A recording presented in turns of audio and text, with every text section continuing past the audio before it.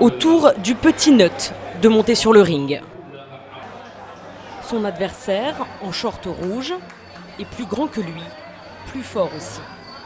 Très vite, plusieurs coups de genoux dans l'estomac en raison de la volonté de Nut de ses heures d'entraînement.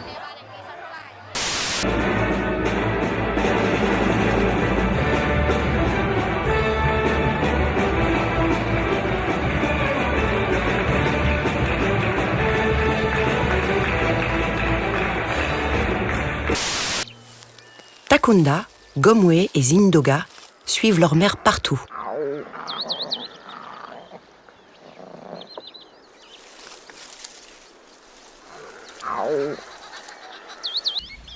Lui aussi veille sur ses petits.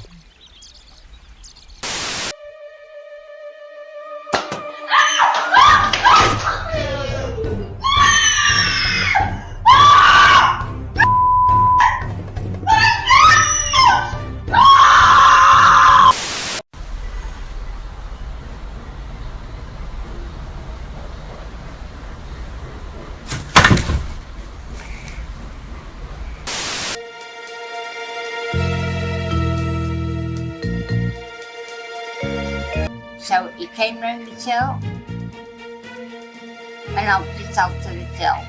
Dropped it on the floor. And so I got my stick and I warmed him one. And that was the nearest thing I could get was my stick. And I gave him a good eye. He dropped the till on the floor.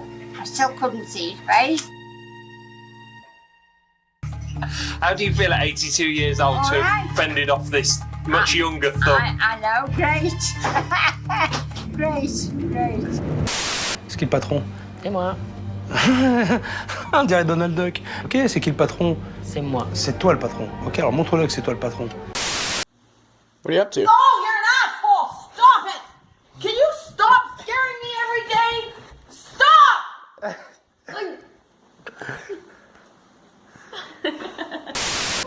Le premier dilemme pour l'enfant, c'est le choix. Il n'arrive pas à trancher. Il a deux objets.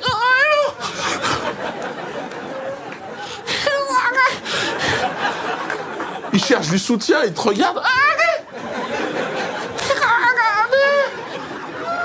Et toi, t'en as rien à foutre du hand spinner en alu ou du pot de pâte à prout. Tu sais que ça va finir à la poubelle, l'achat. Mais tu peux pas. L'autre, il est noyé dans son délire. Dans le doute. Il en chiale de pas savoir choisir. Tu te dis, c'est pas possible d'être aussi con que ça. J'ai quelque chose. Un chargeur? Tu rêves?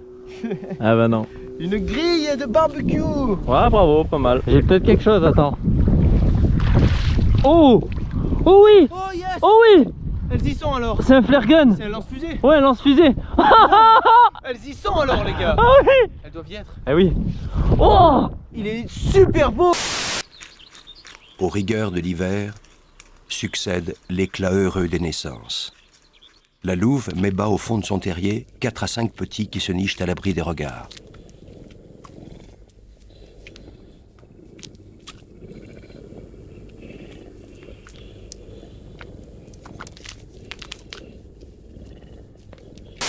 Santé dans sa baignoire, se sentir heureux, noyer ses idées noires dans le savon laiteux. Toujours selon les Nations Unies, d'ici à 2025, ce sont plus de 1,8 milliard de personnes qui pourraient vivre en situation de pénurie d'eau et 2 personnes sur 3 qui pourraient vivre en situation de stress hydrique. Alors nous, dans nos pays, on ne s'en rend pas forcément compte. L'accès à l'eau, c'est devenu quelque chose de banal. Je suis fière d'être française parce qu'il y en a qui peuvent pas être français.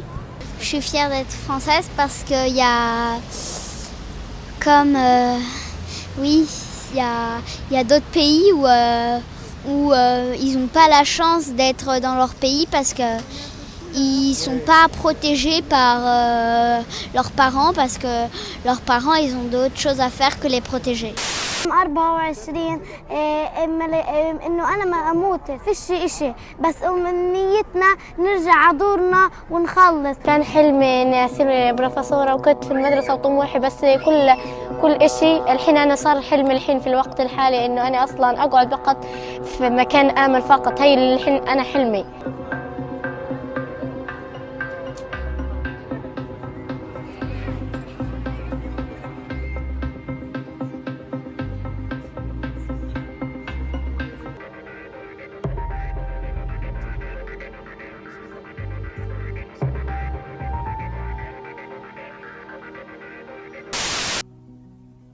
L'enfance qui peut nous dire quand c'est fini, qui peut nous dire quand ça commence, c'est rien avec de l'imprudence. Les histoires c'est bien 5 minutes mais bon après c'est un peu long. La réalité je trouve que c'est ridicule. Bon pourquoi? Parce que j'aime pas être dans la réalité. Je ne sers à rien dans la réalité. Moi, c'est ce que je trouve. Et dans les histoires, tu sers à quelque chose? Oui, à aller très vite. Parce que je sais courir en faisant sauter la route. Lorsqu'Hélios est dans son monde, c'est très dur de le faire revenir sur Terre.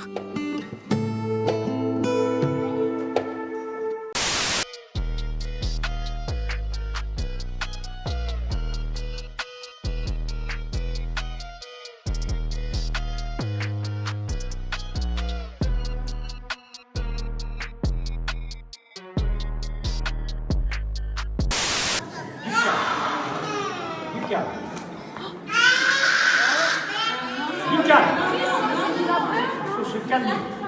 Tu vas te calmer, voilà. Tu vas te calmer. Tu vas te calmer. Tu vas te calmer. You. What did you do? I'm stuck. You're stuck? Yeah. What happened? I'm stuck in the toilet. I'm stuck.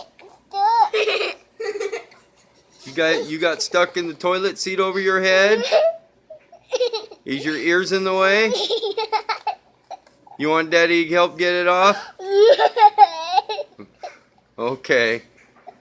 All right. Wait a second. I don't know how he's gonna get this off. Come here.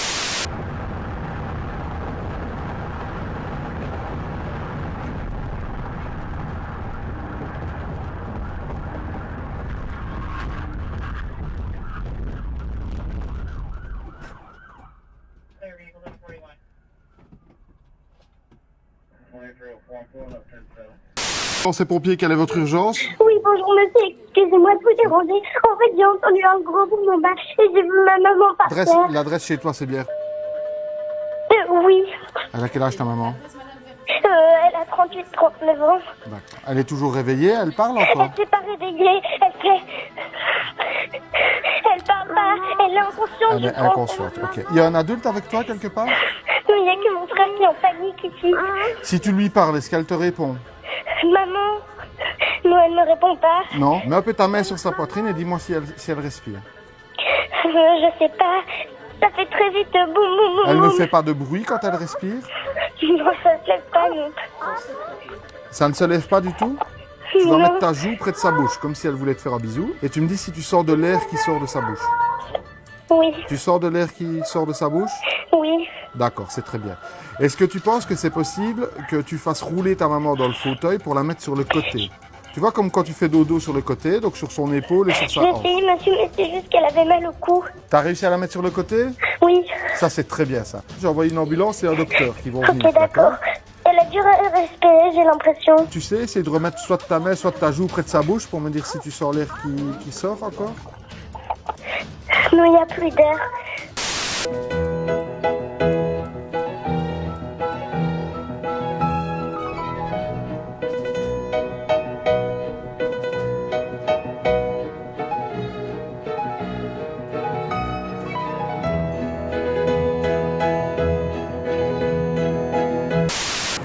Donc c'est amusant parce qu'au départ, surtout toi Benoît, tu attaquais sur striptease. Donc striptease c'était une manière de fictionnaliser un documentaire. Et là au contraire, c'est on va dire documentariser une fiction. On commence. Tu peux pas faire une question plus simple? Si de la mariage en jeu, qu'est-ce que vous faites à Kiel? Qu'est-ce que c'est que ce truc? Personne n'a rien compris. Vous avez compris quelque chose à sa question? De voir ton travail sur striptease, il y a toujours cette volonté de mixer documentaire et fiction. Oui, ici, en plus, ici, c'était une vraie fiction. Avec des moyens. Mais complètement con, si vous voulez. Vous êtes con, quoi, votre question? On a raconté. T'es con, quoi? Si j'avais vécu ce qu'il a vécu, qu'est-ce que je serais devenu? Est-ce que vous n'êtes pas, mesdames et messieurs, le fruit de votre histoire? Pas que cela, évidemment. Mais aussi ça. Quand le soir, vous remontez la couverture là sur la joue du petit et que vous passez quelques minutes avec lui,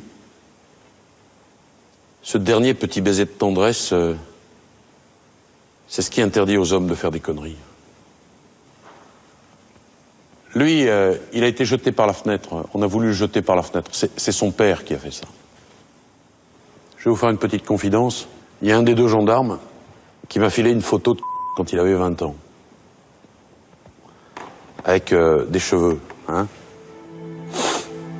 Vous avez eu des cheveux.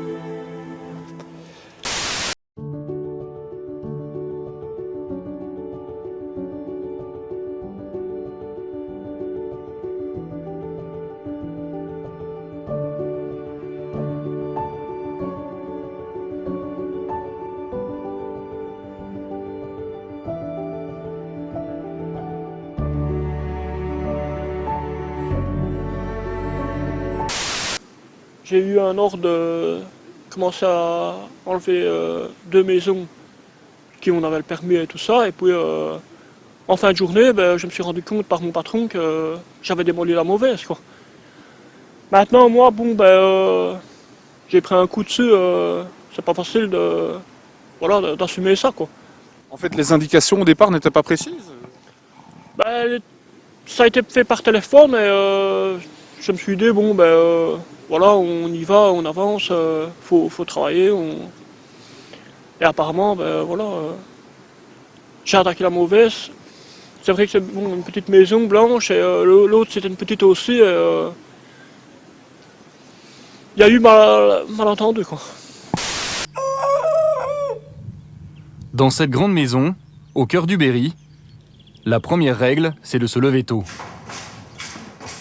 6h30 du matin. Comme tous les jours, Virgile est le premier à se lever pour faire sa toilette. Il a 34 ans et une vie dévastée. Ses tatouages témoignent des galères qu'il a connues. Virgile est un miraculé. J'ai été polytoxicomane moi pendant plus de 20 ans. Et j'ai commencé par le cannabis. Et je suis très vite monté à la cocaïne. Donc j'ai consommé pendant plus de 2 ans, 3 ans de la cocaïne.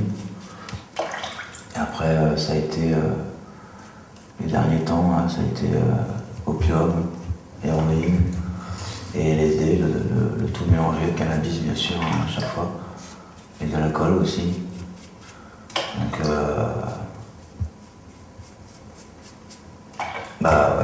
je suis un ancien drogué, ouais.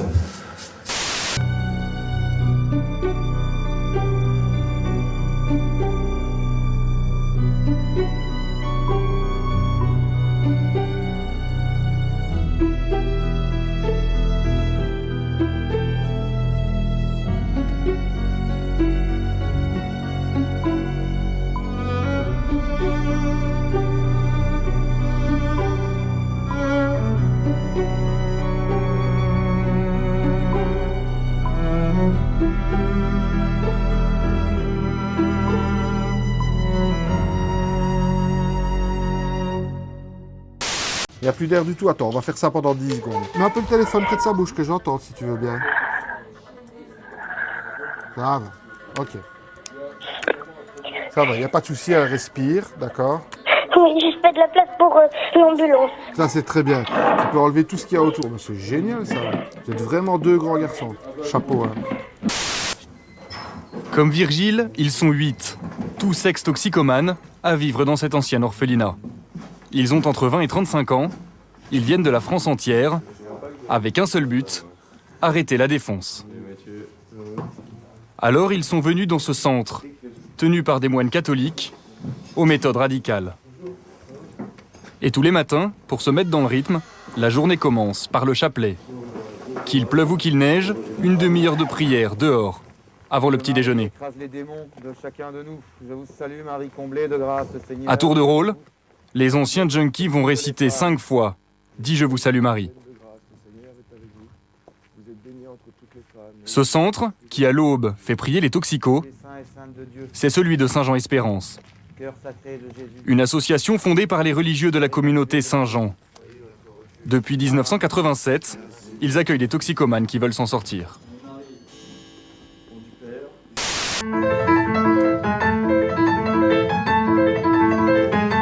À l'entendre, on imagine les années d'apprentissage.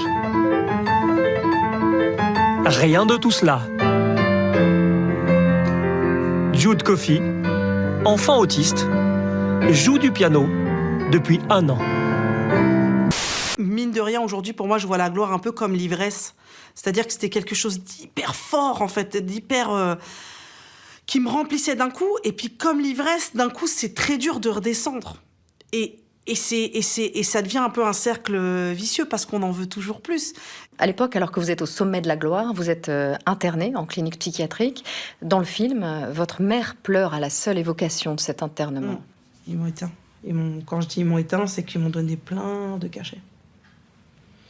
Plein de cachets. Du matin au soir, je prenais des cachets. Et là, je suis tombée, pour moi, dans ce que j'appelle l'enfer des médicaments. C'est une spirale qui est infernale. Qu'est-ce qu'un médicament? C'est des petites pilules d'énergie, un truc comme ça. Enfin... C'est pour la santé, c'est pour ne pas devenir encore plus malade, pour redevenir comme avant, bien comme avant.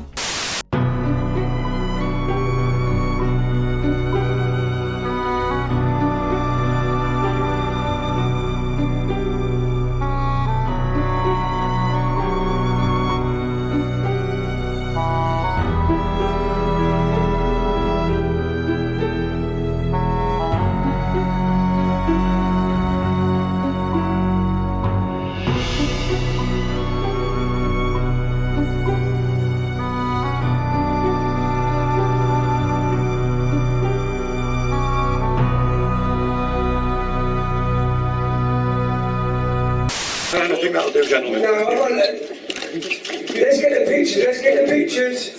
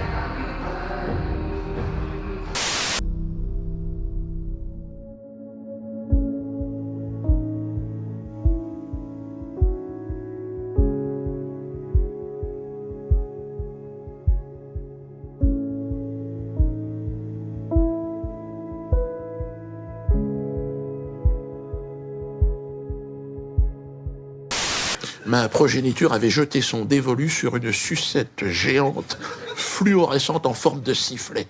Une merde à 7,20 €, j'ai vu tout de suite. J'ai dit non, c'est non. Il nous a allumé une trompette, l'autre. Un son qui est sorti de ce petit corps. Une fréquence étudiée pour te casser les couilles à l'intérieur de l'os. Alors l'ambulance, elle est là dans la rue. Est-ce que tu peux sortir? Tu restes sur la porte. Tu ne vas pas sur le trottoir ou sur la route, tu restes devant la porte. J'ouvrirai la porte. Tu allumes la lumière et tu fais signe à l'ambulance. Elle est devant normalement. Ok? C'est très bien ce que vous avez fait, je suis fier de vous. Ça va? Merci, monsieur. Je vous laisse avec les ambulanciers, ça va? D'accord, monsieur. Allez. Au revoir. Au revoir.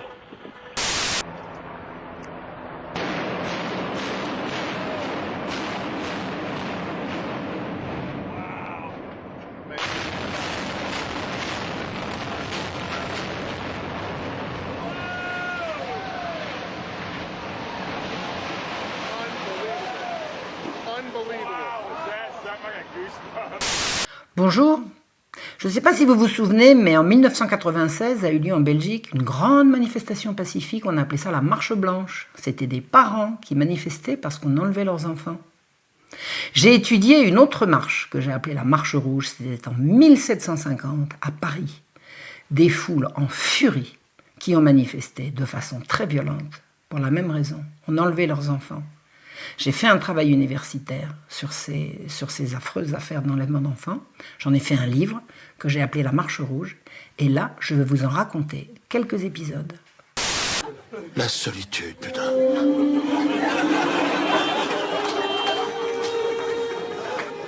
Je me vois, tu sais, comme un robot déposer les articles sur le tapis, comme ça.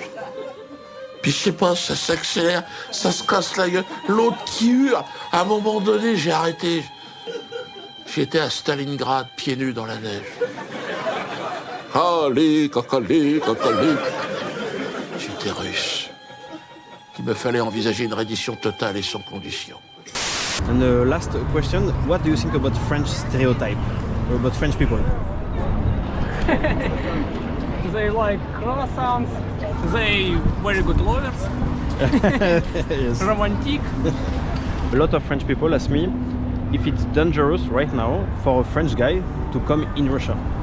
No, absolutely. I think today political situation is very difficult because Macron says something about, war in Ukraine. But I guess just simple people don't even care about it. So Russians make a difference with politics and citizens, yes? Yep. Russian people. Absolutely. Could you show Mummy or Daddy? Go get your mummy for me. She's what? She's fallen down. J'ai pensé que c'était un enfant qui avait accidentellement composé le numéro en jouant. C'est pour cela que je lui ai dit de me passer son père ou sa mère. Et quand il a dit « elle est tombée », c'est là que j'ai compris que c'était sérieux. Ceux qui ont pris tout le plat dans leur assiette, laissant les assiettes des autres vides, et qui, ayant tout, disent avec une bonne figure, une bonne conscience, nous qui avons tout, on est pour la paix. Je sais que je dois leur crier à ceux-là, les premiers violents, les provocateurs de toute violence, c'est vous.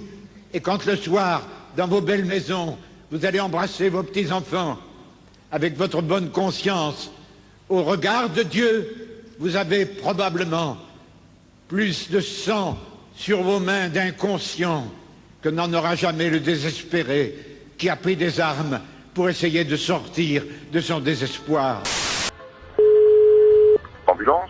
Donc tu vois la dame inconsciente avec les deux enfants? Oui, en fait c'est une dame qui fait des crises de narcolepsie. Ok, je te remercie pour ce trip. Allez, salut, bonne soirée.